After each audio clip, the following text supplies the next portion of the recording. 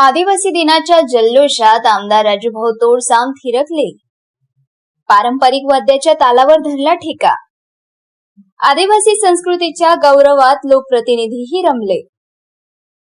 आदिवासी समाजाची समृद्ध संस्कृती, परंपरा आणि अस्मिता यांचा जागर करत 9 ऑगस्ट रोजी जागतिक आदिवासी दिनानिमित्त पांढरकवडा येथे उत्साहाचे वातावरण पाहायला मिळाले. या सोहळ्यात आणि केळापूर मतदारसंघाचे लोकप्रिय आमदार प्राध्यापक राजूभाऊ तोडसाम यांनी आदिवासी बांधवांसोबत पारंपरिक वाद्याच्या तालावर ठेका धरत नृत्याचा मनमुराद आनंद लुटला. आदिवासी दिनाच्या कार्यक्रमात पारंपरिक वाद्यांचा निनाद सुरू होताच उत्साहाला उधाण आले. यावेळी आमदार तोडसाम यांनीही थेट जमिनीवर उतरून आदिवासी बांधवांसोबत ताल धरला.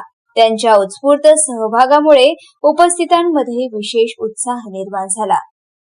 लोकप्रतिनिधी म्हणून केवळ व्यासपीठावरून संस्कृतीचा गौरव न करता प्रत्यक्ष आदिवासी बांधवांमध्ये सहभागी होत त्यांच्या परंपरेशी एकरूप होण्याचा हा क्षण उपस्थितांसाठी आकर्षणाचा केंद्रबिंदू ठरला.